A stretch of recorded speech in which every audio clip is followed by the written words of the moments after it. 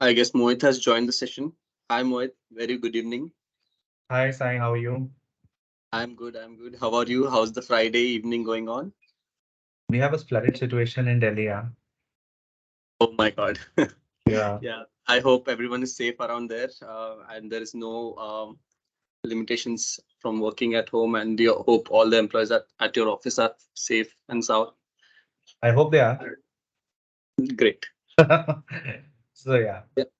So we do have 25 people on the session. Let's just give it 2 minutes and then just we can start with the session, Mohit. Hope that is fine. Yeah, yeah. Whenever you tell me. Yeah. Thank you so much.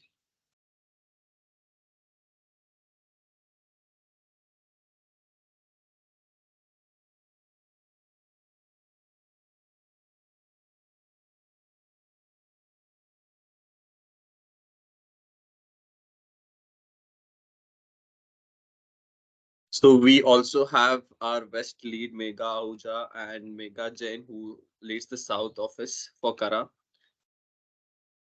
Hi, Mega. Hi, Mohit.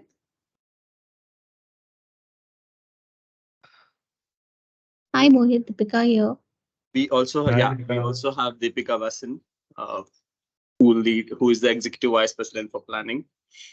Yeah, yeah. I'm aware of Deepika. We have some fond Great, memories. Yeah. great.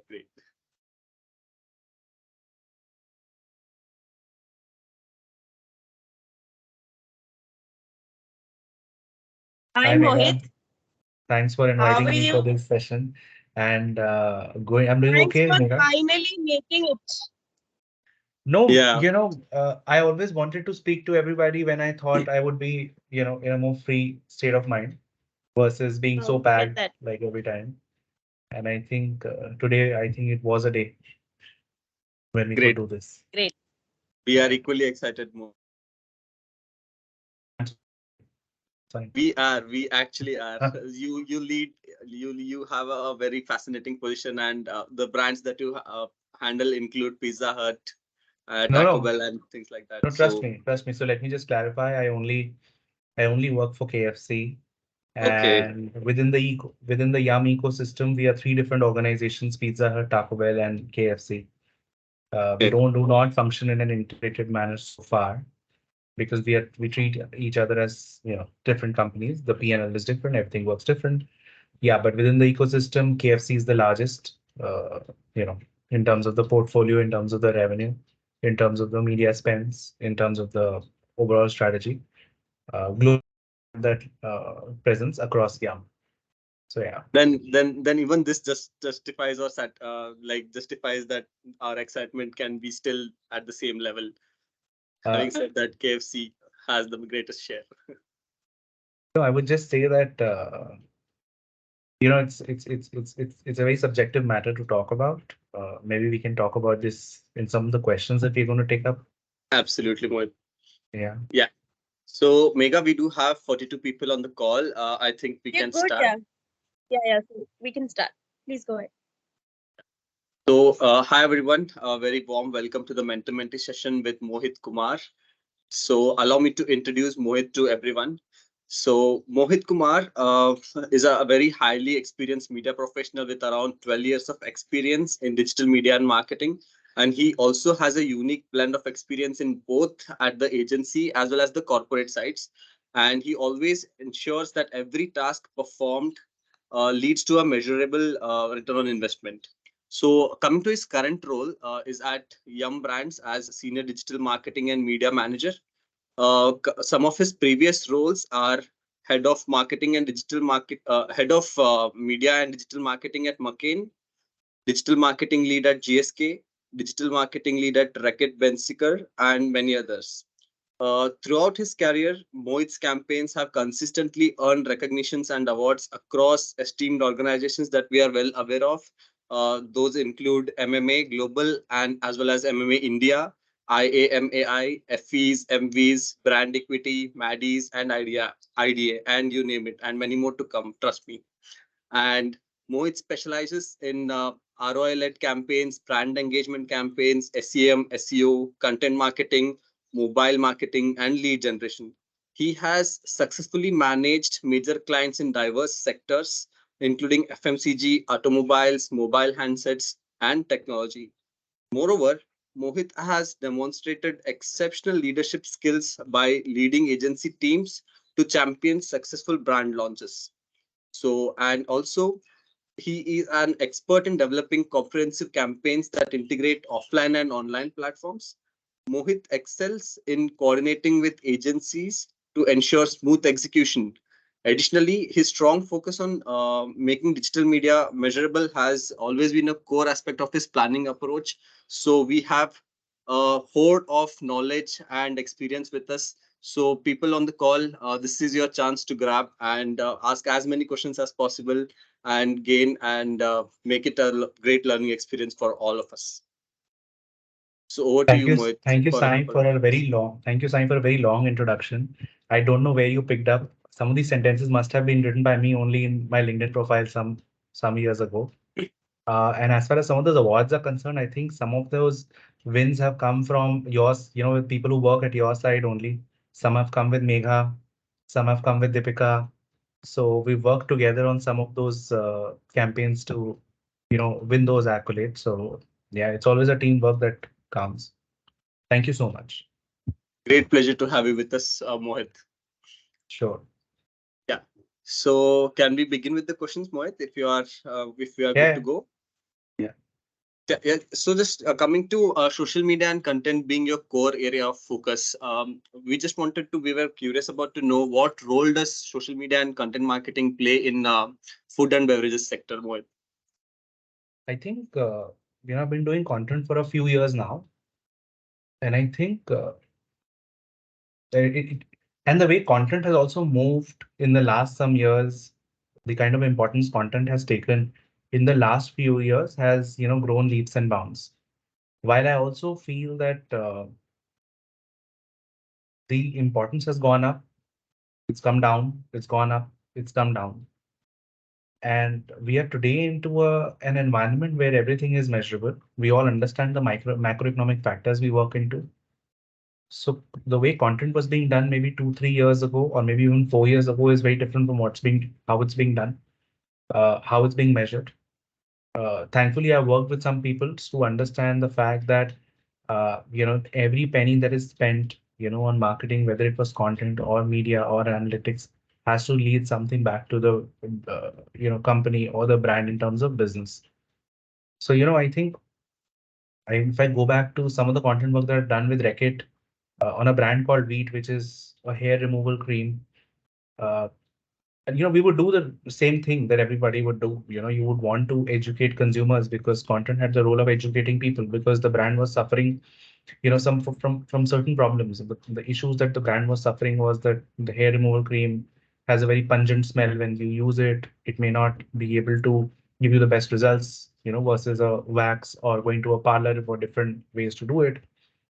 But I think, you know, this was the issue with the brand at that point in time. So the role of content was to educate people because wheat as a hair removal cream wasn't giving the best results because of the fact that people didn't know how to exactly use it. So we designed an annual content approach using influencers, right?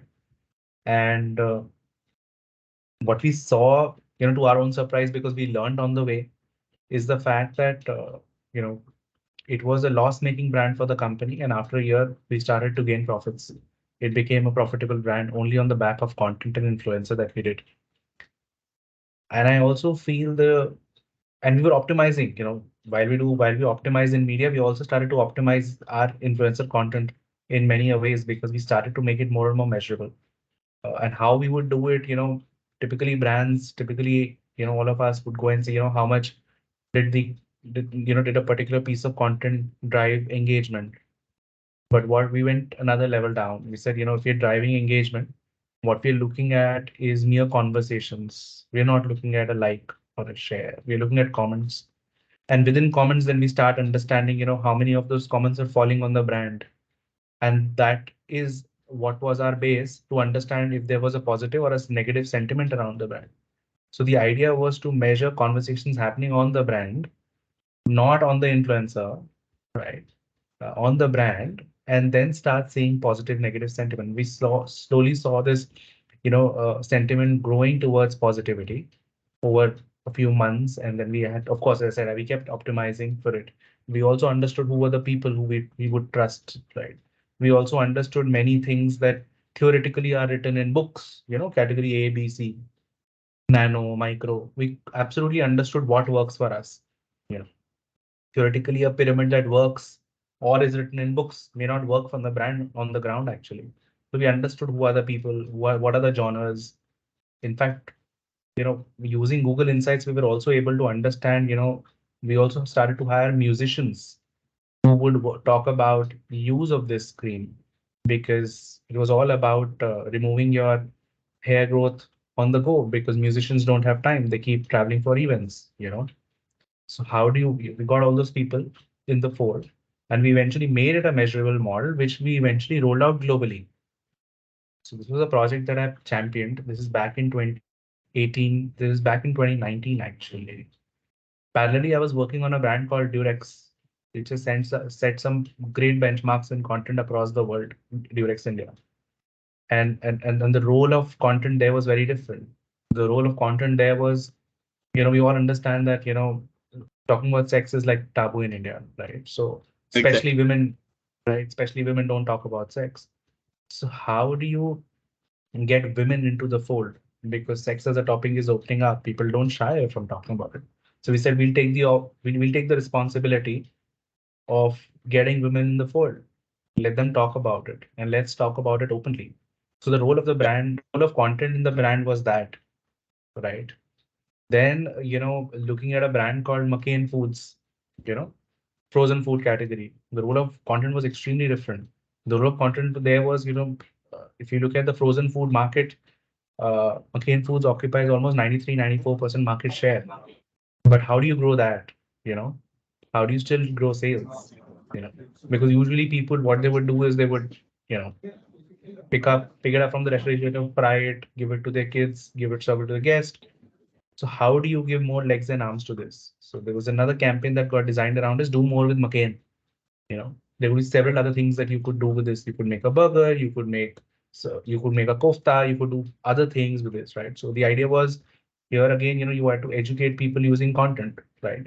And this campaign was very central to the organization because that is it. That is what it was giving product more legs to travel further in the, penetrate further in terms of usage. But if you look at KFC now, the role of content is extremely different. Is Mm. extremely different, because there are several. So, for example, there are several product ranges that you could launch in the year, right? They're Yeah. limited period offers. The idea, definitely from a media point of view, is definitely to engage with people. But all we want to know is कि हाँ यार हमारे burger है सस्ता है अभी खा लो. Yeah. Let's be That makes honest, sense. Yeah. because what I've learned is the way I was doing content for Wheat and Durex is not the way I'm doing content now. Correct. Because consumers, audiences have got extremely educated. The number of influencers are too many at the moment, right? And what I've also seen is the moment you see an influencer talking about a brand, people get switched off and they would not want to share it, Correct. Yeah. right? And Reels as a format has picked up versus post or stories, right?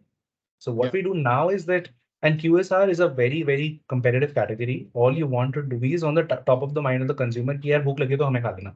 Don't go for a Domino's, we're better than a Domino's, we're possibly better than a McDonald's or whatever. Because this market is extremely fragmented at this point in time, with a number of local players are also there. So the role of content here is to help drive trauma, right? कि भूख लगी है KFC, because all brands are talking about consumption. They're all talking about driving consumption and being there at the consumption moment. But I Yep. feel here it's about trauma. You drive top of mind awareness. Somebody wants to have food, order us.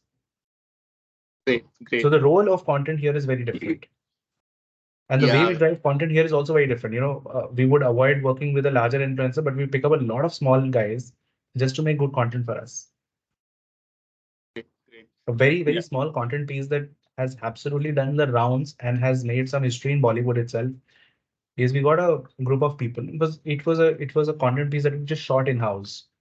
A group of Great. friends, and there's this Hmm. girl trying taking the picture of the food, which is KFC, and everybody else is waiting कि अब ये कब खत्म करेगी तो हम कब इससे खाना लेंगे इस table से. Wow. Wow. Yeah, and this content piece actually, Bollywood has also taken some inspiration. They've also done this. It was actually done in house. Amazing. So Yeah, yeah, even I reckon that the kind of awareness that Durex has created among India that is related to sex and things related to that is very commendable, and the people are kind of really normalizing such things these days. All thanks to all your efforts around this particular topic. So this brings to us.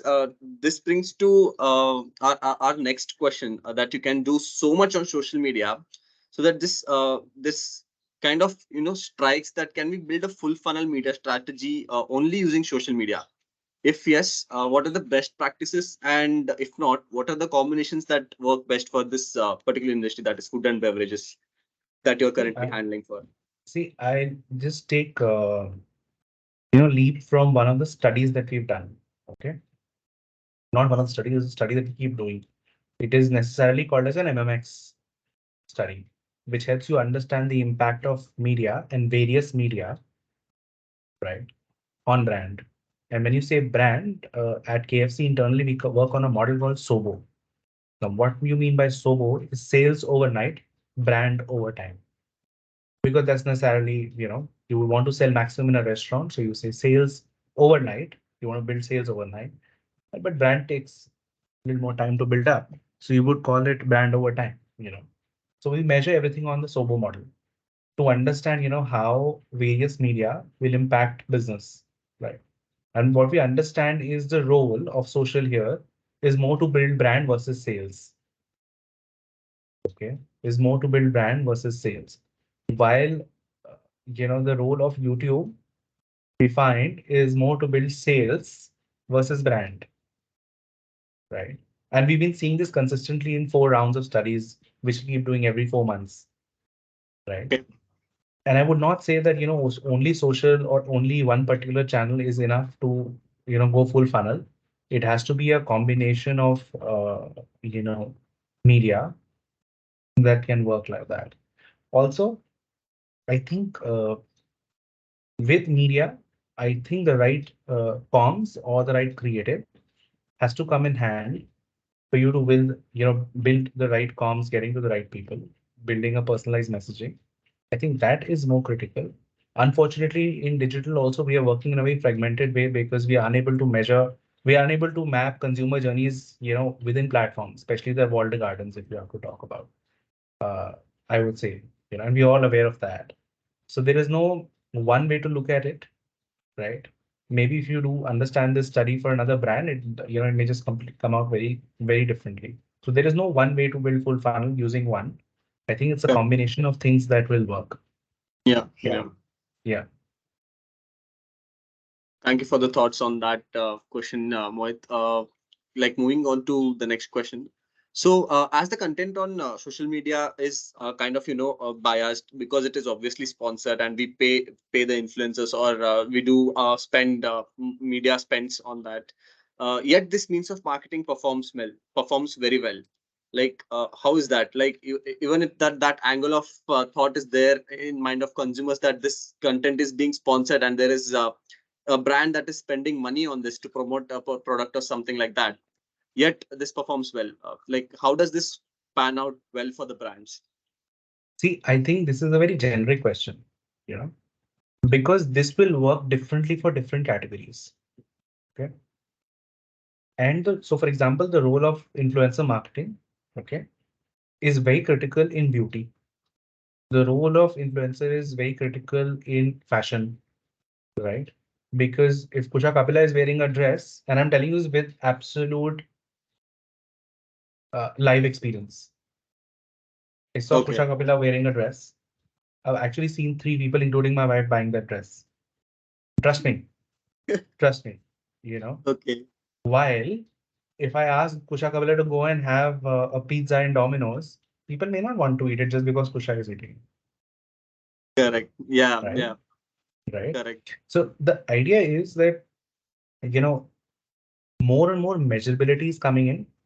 What you are Mm, able to see is, your influencers are working as affiliates today correct. for a Yeah. lot of categories, for a lot of categories, especially the ones that have just started off, and which is today working for beauty because those people drive a certain level of trust, a certain degree of trust, not 100%, because we all know it gets paid at the end of the day.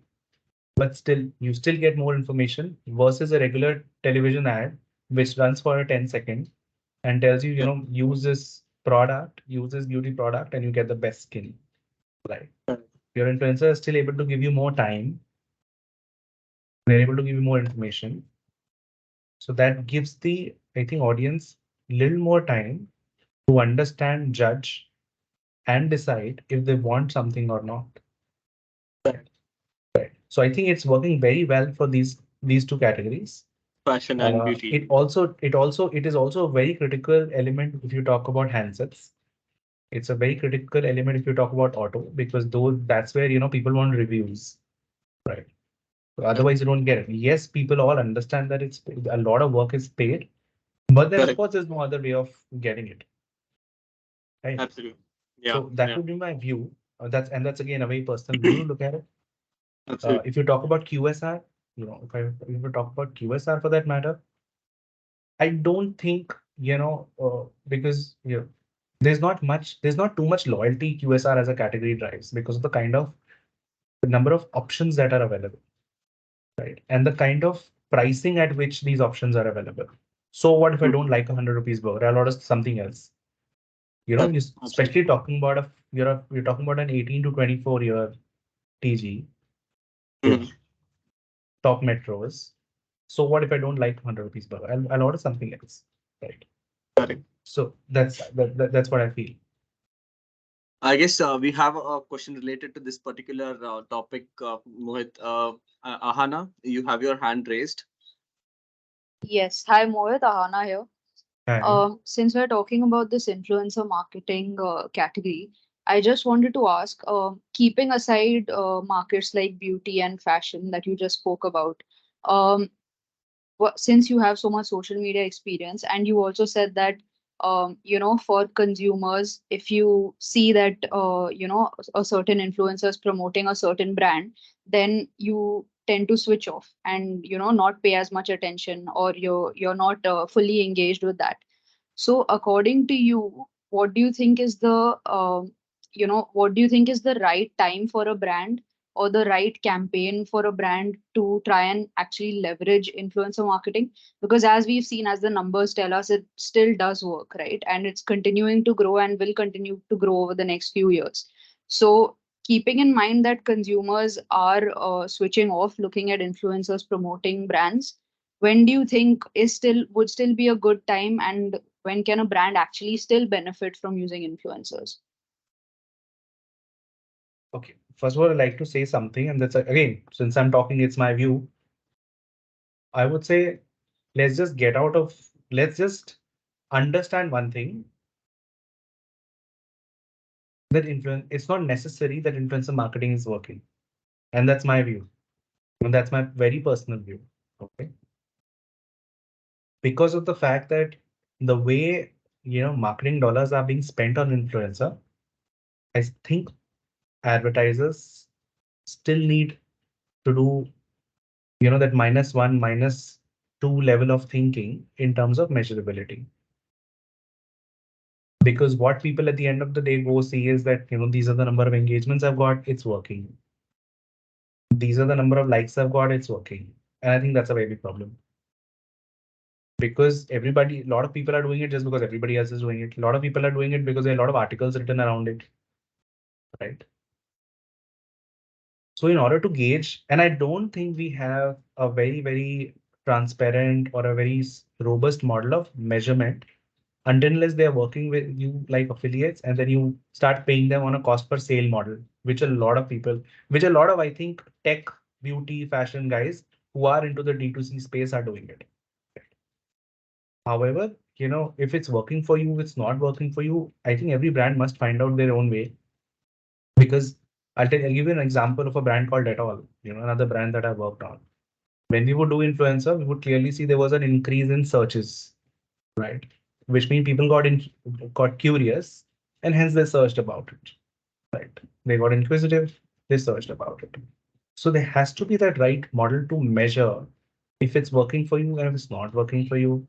You should also be very clear about the objective that influencer is going to solve for you. Is he going to solve for you, Toma?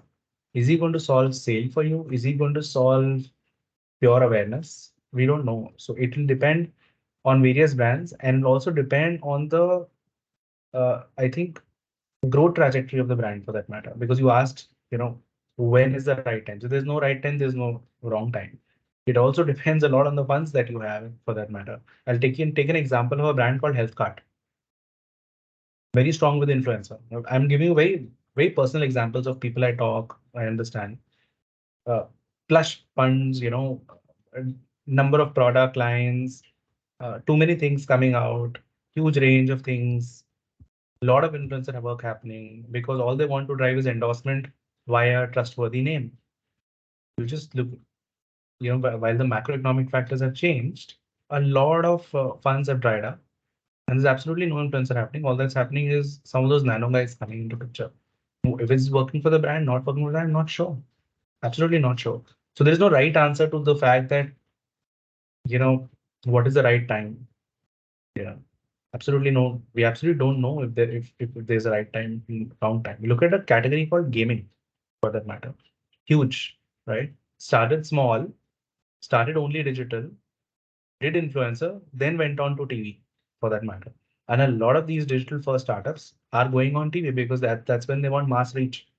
The idea is you need to be very clear about what objective influencer is going to solve for you. You just cannot do it because everybody is doing it. You know, absolutely clear about it. And I'll give you an example from QSR for that matter. Very sales focused driven, because all you want is to sell. So for example, KFC Wednesday offers are renowned for chicken lovers, at least would know. That's not the time when we do influencer. We don't want to because he or she cannot solve for a sale. All I need to do is be on top of the mind of the guy. आज मेरे पास 30% off है मेरे को खा लेना if you wish to. That's it. That is not what an influencer will be able to solve for you in this category. Right? He will not be able to solve for you. However, if you talk about within the food category, then there are a lot of these guys who do food reviews. Those are the people possibly you can work to understand, how does the food taste for that matter. But not many, I've not seen many QSRs anyways doing it. Just because the fact it is overly cluttered for that matter. All you want to be is stay on top of it. Just stay on top of it. I hope that answers your question in some way. It does, it does. Thank you so much, Mohit. Thank you. Yes, Mohit, and even I believe that the you give an example of QSRs and influencers, right? Even my personal experience is that I don't really believe on influencers promoting any food chains because through the review or whatever is said, right, I cannot experience the taste of the food through that advertisement or something like that. So that's a very crucial element that has to be thought about and very well explained on that question, Mohit. Thank you so much. And coming to our next question, so we all know that KFC, Pizza Hut, and Taco Bell are the global leaders of the chicken, pizza, and Mexican style food categories, and perfectly the name given to the parent company, that is Yum. And you being the senior manager handling social media marketing for these brands, what are your key takeaways from the experience as of now? See, as I said, social has a very different role at KFC versus what I've done for other brands. And the objective here is to drive Toma. Yeah.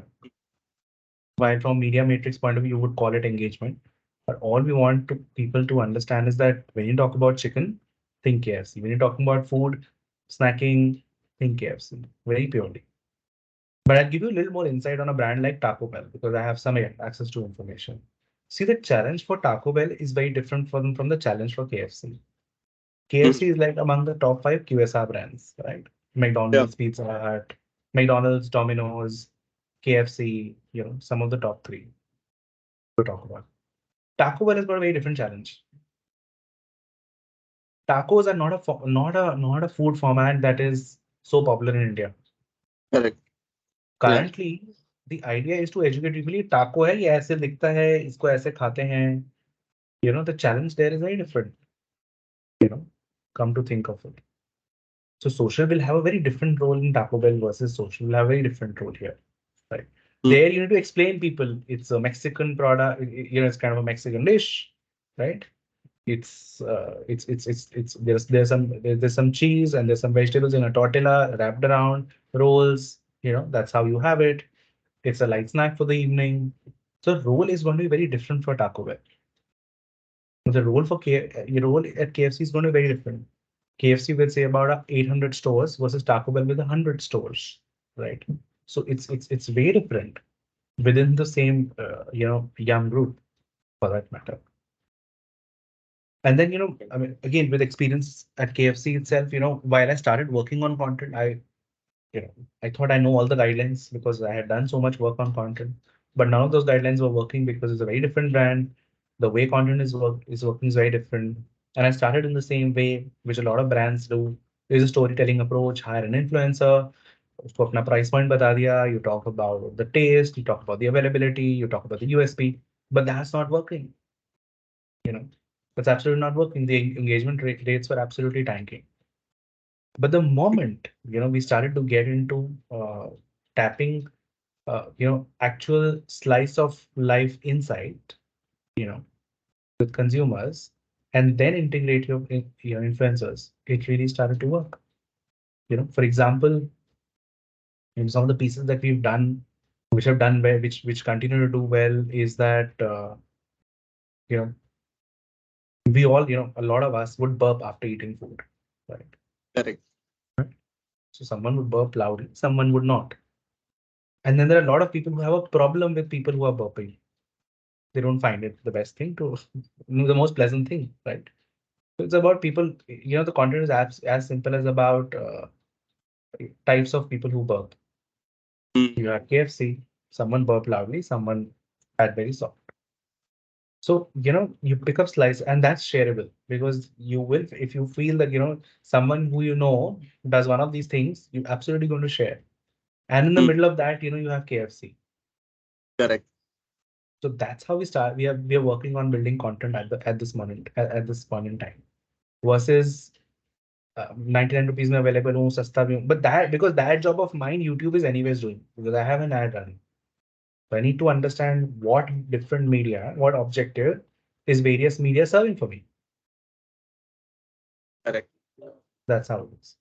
Got it. Got it. So, like let's like McCain being the entry level market shareholder in at least India, like most of the people when referred to as frozen food, right? The first brand that comes to mind is McCain. And now currently we have many other brands who are trying to penetrate into this particular sector. So how do you think when you started back then, when only the McCain was, the market leader for this particular, which still is, like, what was the approach? Very much different, like comparing it to currently Pizza Hut, which is a QSR category, and McCain being to the frozen category. And also there are a lot of things that comes to other consumers mind when it comes to frozen food category, that it might have a lot of preservatives and things like that. How do you educate consumers into this, and your thoughts on that? I think too many questions, but let me just demystify and decompose this a bit. When you make the first entry, in the category, you're the one, right?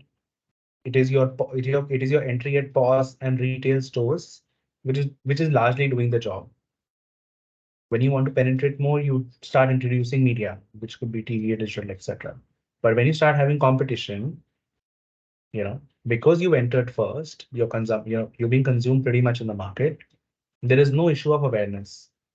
Correct. You don't have an awareness issue. Absolutely. Right? But when competition starts coming in, you then start having a consideration issue. Correct. Which is the middle funnel. And that is the problem, possibly content tries to solve for you. And that is what gave birth to a campaign, which is an always on campaign called Do More with McCain. Because then you start getting a lot of your chefs right? Because these chefs really get followed. You know, we hired a lot of chefs actually to start helping people make recipes which can be used using McCain products because you end up saving time and there is no loss of taste because it tastes well. Correct. Going back to your next question, which is the use of preservatives, I think this is Yeah. a campaign we wanted to do while I think I was also moving on because this was sometimes used to come as a concern. I think I may not be in the right capacity to answer this, but I think the way the freshness and taste of McCain food was locked is something that there are some global guidelines around it. From a preservatives point of view, I may not be the right person to answer this because I Mm. eventually could not take that thought and campaign forward. So I would refrain from just saying something because I need to answer. So yeah. Yeah. Yeah. Okay. Mohit, thank you so much. Thank you so much for pushing on that question. And coming to the awards that your campaigns have bagged, again, I'll just reiterate few of the entities the awards have been garnered from. That is MMA Global and Brand Equity. What do you feel has been the main ingredient of in your campaigns and the overall work approach which made you win these huge biggies? I think it's been a while that I entered for any award. The last that I entered some award was maybe 2018. And then because also honestly, possibly now there are too many awards happening. Every 15 days you find someone on LinkedIn getting some award. Correct. Back till about 2018, there used to be some selected 4 or 5 events you would really want to participate, and you honestly wanted to look forward to it. Yeah. Yeah. And that also drove some kind of value for the accolade that you would win, and it would make you feel sad if you did not win because you possibly gave your best to prepare, right, for the award. Uh, I think for some of the things that you know award entries are filed, I think the most important question was the most important element that we always should do if we are able to get that kind of data is if the work that you've done has made business impact. If it has, if it truly has, well, if it truly has, then I think it wins over something else. While creativity, innovation will all come in. But if something is giving you business success, means that was thought out more from a consumer insight point of view versus something that an advertiser would love to do. There are two different things. An advertiser would love to do something, but may not translate into consumer success. But if it does, then it's Mm. truly award winning. Yeah. Very well. Uh, is there someone from the audience had a question, or was it a miss? No, yeah, yeah. Coming, let's move ahead, Mohit. It brings to me that since you have worked with agencies like GroupM, Omnicon in the past, like, what's your thought? Like, have you have you enjoyed working with the agencies a bit more, or have you enjoyed working with the brands? Been a little more fruitful or enjoyed in terms of your career growth or career path? Good question. I think I've always enjoyed working for a brand, irrespective of the Yeah. side that I was. And I'll just because my experience on the agency side, whether it was Omnicom or Interactive, Mhm. I think I would, especially Interactive, I think in my 1 year of being an Interactive, I think I would have been in the agency office only 4 to 5 days. I was always in Okay. the record office because I would work very closely with them. I Mm. would sit with them in the same room. We would talk the same language absolutely all the time. I had access to all information. We were quick with whatever we were doing. And that made me very close to the brand. And that was also the opportunity I got. I got absorbed at Reckitt because I understood so many things pretty well. But I think, and when I used to sit out of the Reckitt office, I would never feel that I'm working for Interactive. Trust me. It was always that I'm working for this brand and we need to do good work for it. And the reason, I started to work out of there is because of one of my previous experiences with Omnicom, where I was managing one of the brands, where the client would ask us to come in, right? Okay. And that's where that habit to start and kick in. And we saw some success happening because you could, iron out a lot of things, a lot of discussions. You could move things quickly. You understood each other's language. You saw some success there, and then I made this I would get my entire team to sit with me in the Reckitt office actually. Okay. And that got a lot of ownership for all of us to work for the brand. Mm. If you talk about, and when I moved to the brand side, I think one differentiating factor between both the sides, and there's no good, bad, ugly on both sides, trust me. It's just that there is a lot of access to information that's business oriented, which unfortunately you're not able to get on the agency side. And a lot of other Right. factors also you don't understand. But you will start Absolutely. understanding them if you sit out of the client office. You'll get all information. They'll make you part of all critical meetings, trust me. You know? Okay. So I think the role gets differentiated there. While when you're on the agency side, you have access to a huge ecosystem. So sometimes I would put it as, the opportunity to get into the depth of one thing versus having access to width. So it's length versus breadth, if I have to say, with respect to media. But yes, you get a lot of information, we get to understand a lot of business nuances on the brand side, of course. Yeah. And then eventually it's about the trust the two teams have as partners. Correct. Yeah. At the end of the day, if you're able to drive that trust, if you're able to say, show the fact that you're working for the brand, Mm. I think every brand, every person on the brand side would want you know a partner like that. Yeah, absolutely. Yeah. Yeah. So, Mohit, one basic question, and we would require suggestions to the entire people present on the call today. So, since we have spoken a lot about return on investment and measurable media, so what are the basic guidelines for our campaigns that we can inculcate to within ourselves to make our campaigns measurable and give the maximum ROI to our clients that we manage here in Dentsu? Lots of examples, yeah, and I think category to category it'll differ. To talk about auto, they're talking about cost per sale, cost per lead at the end of the day. See, I'm not going to talk about performance marketing because performance is totally measurable. It's totally Okay. attributable. Absolutely. But if Yeah. I talk about brands like where you don't, we talk about FMCG for the matter, right? You're unable to get, you know, the kind of data which performance will be able to give you because FMCG is slightly away from performance. But try and get, base level information. If you've done a YouTube campaign, you're doing something, has it impacted search? Has it impacted search volumes? Has it impacted conversations? Look at word clouds using tools. I'm sure you guys would be having some of those tools at, Yeah. proprietary Yeah. tools. Two. Third, try and get as much data possible from the brand. They would, Hmm. if it is shareable, they would love to do it. Most times it is not shareable. Ask them for data in an indexed manner. Daily sales, Okay. they do index circuit.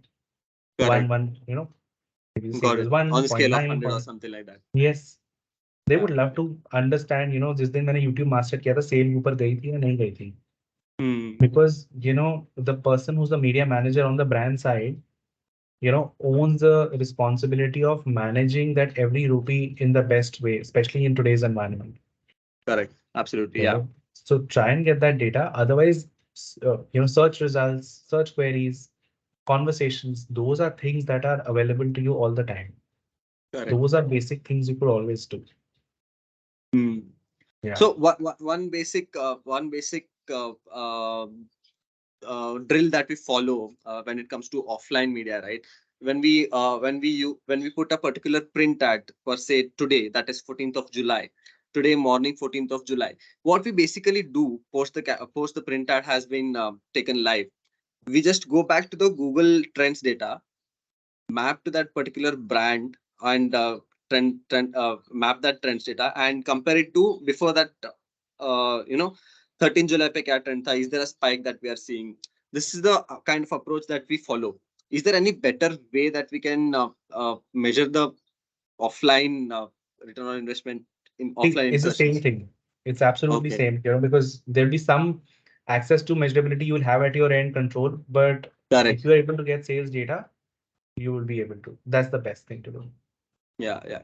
One of the key takeaways that we can take from this is that asking the client to give it in an indexed manner. Index That, manner. yeah, Yeah. absolutely. This is something that we can do that will provide, like, it will be better beneficial for both the brand as well as the agency. You can Yeah. also ask them for brand track results for sure. Okay. Okay. Because that's shareable. Brand track results are always shareable. I've seen. Okay. Okay. You can Okay. check on that as well. Great. Great. Thank you so much, Mohit. I guess we are done with the set of questions that we have already asked at the users and the employees among our ecosystem. If there are any other questions that the attendees have on the session, we are open to have that. I think there are a couple of questions around.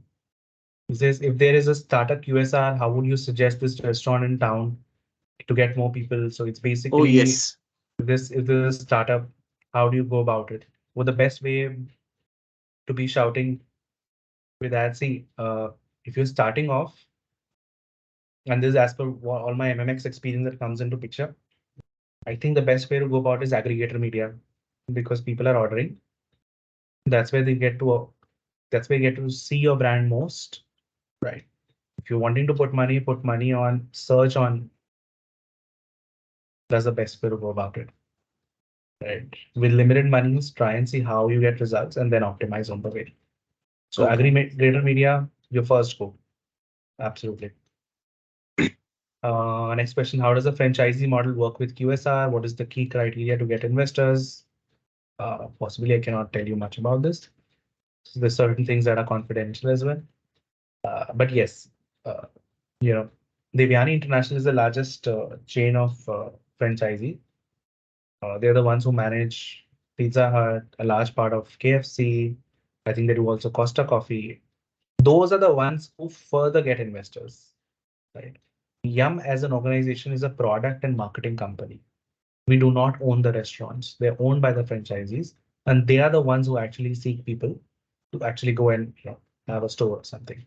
Which obviously would have criteria, which I possibly cannot speak on this call because that's a Devyani question and not a Yum question for that matter as well.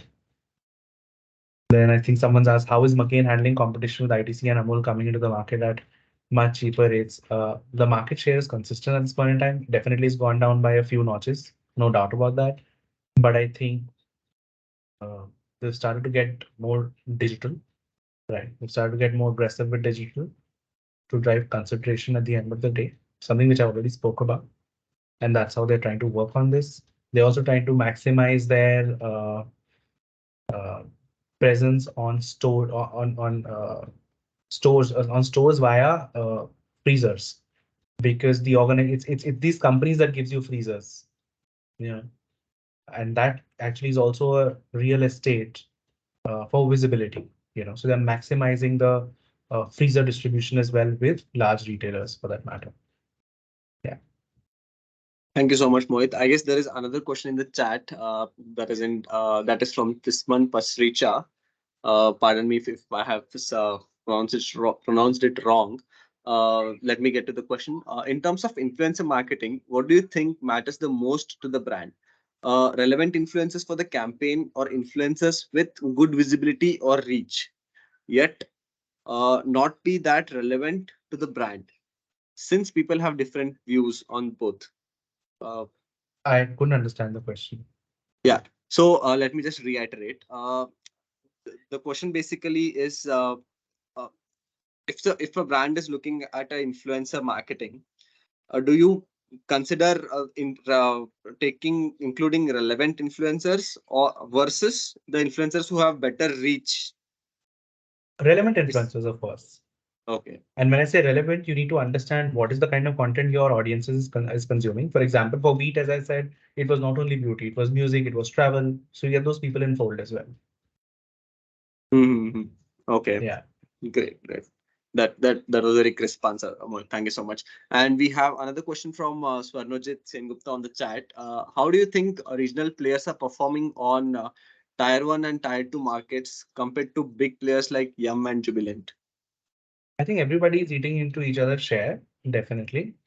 Mhm. But there is a long way to go because the kind of muscle power, a national chain will have to fight out a lot of media tasks is going to be very different from what a regional one will have. A regional one obviously will have a certain set of market they would want to cater versus a national chain for that matter. So there is, of course, there's room for, I always say there's room for everyone to grow in a country like India, absolutely. So, yeah. Thank you so much. I hope Swanajit that answered your question. Uh, and Yeah, we absolutely. Thank you. Yeah, yeah. So we have another extension question from Harsimran. Do you think McCain is going to branch out to have McCain cafes? A very interesting, like a small I food don't know. Yeah. joints. I don't work with the organization anymore to know this. Yeah, Sorry. yeah. Harsimran, any other thoughts or questions, extension questions to that particular matter? No, that's it. Thanks. Okay, okay, great, great. Any more questions from the people in the meeting? I guess everyone is satiated from the session, Mohit. Uh, very, very, very, very grateful that. Oh, we have another question from Ahana. You have your hand raised. Ahana. Yeah. Sorry, Mohit, just one. This is not something we've spoken about in the call. But let's just talk about threads. Since you're a social media specialist. Um, so obviously currently there's no advertising happening on threads. But there are rumors that in the near future, that's something that we will be able to do. So what do you think about this whole thing? What are your thoughts, and where do you see this going in the future? My thoughts are as similar to the thoughts you have. We'll have to wait for Meta to come up with something, and then let's see how it goes. What my observation on Thread in the last 4 5 days that it's happened is that while Meta has uh, positioned it against Twitter for conversations, but because you're able to adapt all your Instagram content on Threads, people are posting a lot of pictures. All influencers are doing the same thing because at the moment you can replicate all your content, right? That's all my observation at this point in time. We'll have to see how this platform evolves. Absolutely no idea. And I absolutely no idea. I've not even heard the rumor that it is going to open for advertising at the moment. And please refrain from such things till the time things open up. Let's see how it Yeah, goes. even Just can't say yeah, anything. But even yes, we it all got were very good traction in the last, very, very amazing exactly. traction. Yeah, I yeah, think and I just say one thing, if you're looking at Gen Z, just a small bite that I'm giving you at the end. If you're really looking at Gen Z, 12-year-old to 18-year-olds, a lot of brands looking at that category. Look at a platform called Discord. yeah, Okay. That's where, all these guys are there. That's where all your gaming junkies, you know, I think they do not, a lot of these, I've spoken to so many people in this age group 18 to 12 to 15 to 16. They don't want to talk about Instagram. All they do is Discord, because there's so much conversation happening. Your holidays homework are getting shared. So much work is happening. It's just amazing. It's just absolutely yeah, amazing. In fact, we're the only brand in the country who has a presence on Discord actually today. Because yeah. gaming as an area of interest goes very well with the KFC audiences, KFC consumer, sorry. So watch out on Discord. Today we're having great activity. We've got a lot of vouchers to win as well. Great, great. That brings me to one more campaign that KFC had done with PUBG or Battlegrounds India. That gives out whenever the first one in the game wins the battle, like there is a prompt saying "winner, winner, chicken dinner," Yeah, and this was leveraged by the brand KFC, and this was, I guess, a very great example of grabbing the contextual marketing basically. yeah. So very well example of. Gaming is an important cohort for the brand actually. Yeah. Okay. Great, great. Very well, Mohit. So we also have the Dentsu Gaming vertical, if you might be aware of I'm that aware. we are also exploring to work with brands. Yeah, great. So thank you so much, Mohit. It was a very great learning experience having chatted with you for the past 1 hour.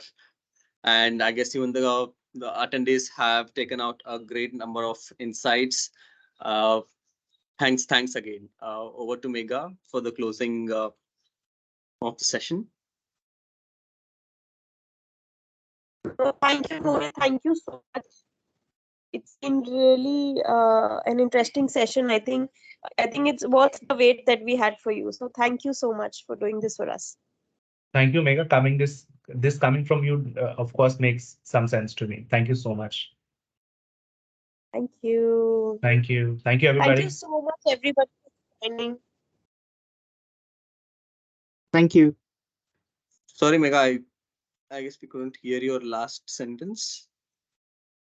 So I just said thank you to the rest of the people also for Oh, joining in. Yeah, Thank yeah, you. absolutely. Thank you, one and all, for joining the session and making this a fruitful one for everyone present here. A happy weekend to everyone. Thank you, Cheers. everyone. Thank you. Thank you so much, Mohit. It was a great experience having you on board. Bye, everyone.